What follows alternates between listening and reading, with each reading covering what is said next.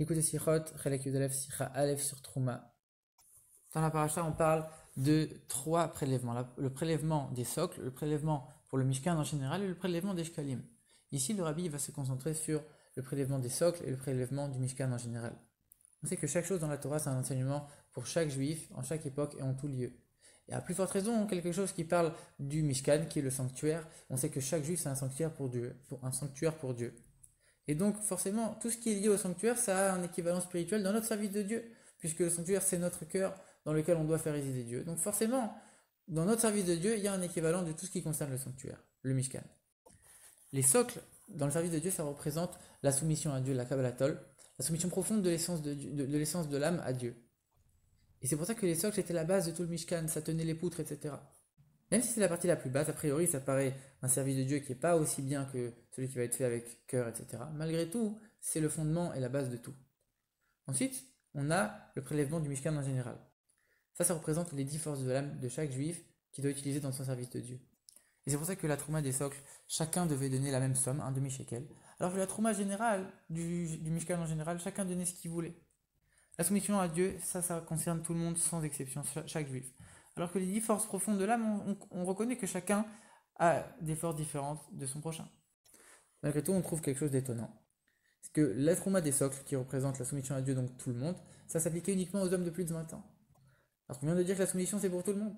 De la même manière, la trouma générale, ça s'appliquait à tout le monde sans différence. Alors que comme on a dit, c'est les forces profondes de l'âme, donc il y en a certains qui sont plus hauts, et non, là on voit que c'est tout le monde sans différence. En vérité, le Rabbi, pour répondre à ça, déjà, il explique c'est quoi l'emploi du temps d'un juif. Un juif, il se lève le matin et récite le Modéani. Modéani, ça représente la soumission à Dieu qui est au-delà de toutes les limites. L'essence de l'âme qui se lie à Dieu. C'est pour ça qu'on le récite même avec les mains impures avant de faire le Netilat Yadayim. Parce qu'il n'y a aucune impureté dans le monde qui pourra souiller le Modéani d'un juif. C'est l'union d'un juif, l'essence de son âme avec l'essence de Dieu. Ensuite, il va faire le Kriyat Shema, lire le Shema, faire la Tfila. Ensuite, il va étudier la Torah et ensuite travailler, faire les différentes mitzvot et son travail dans les choses matérielles. Et là, on voit des différences. Finalement, le Kriyat Shema et la Tfila, ça s'applique que aux hommes. Et pourtant, chacun va réciter le même texte. Et à l'inverse, l'étude de la Torah, ça s'applique à tout le monde sans distinction, et même les femmes. Le Rabbi rajoute même les femmes, puisqu'on voit que le matin, elle récite la bracha sur la Torah. Et pourtant, là, tu fais une distinction. Les hommes, ils doivent étudier tout le temps, dès qu'ils le peuvent. Les femmes, c'est uniquement les lois qui les concernent. Et après, elles n'ont pas l'obligation tout le temps. Donc, c'est étonnant. Le Rabbi, il dit, on est obligé de conclure que la trouma des socles, ça représente le Kriyat Shema et la Tfila. Ça s'applique que aux hommes d'un certain âge. Et on devait donner un montant précis, un demi-shekel. Et donc, du coup, chacun récite le même texte. Alors que la Torah et les actions dans le monde, ça représente la trouma du Mishkan en général, où ça concerne chaque juif, peu importe, sans distinction. De la même manière, la trouma du Mishkan, l'étude de la Torah et les actions dans le monde, ça représente chaque juif sans distinction. Mais là encore, il y avait des différences. La trouma du Mishkan, chacun offrait quelque chose de différent. De la même manière, il y a une différence dans l'étude, chacun a une obligation différente. Rabbi vient nous expliquer que finalement, le fait que dans la trouma des socles, chacun va donner le même montant, ça représente le fait que même dans un service qui a priori utilise les forces de l'âme, lire le schéma, faire la tfila, c'est des forces profondes de l'âme, on va chacun avoir un travail profond sur nous pour réveiller l'amour et la crainte de Dieu. Malgré tout, on va tous lire le même texte. On doit voir que même l'essence de l'âme, elle s'exprime là-dedans. Même la soumission à Dieu qui provient de l'essence de l'âme, elle va s'exprimer même dans ça. Et comme on a dit que la soumission à Dieu c'est la même pour tout le monde, alors chacun va réciter le même texte.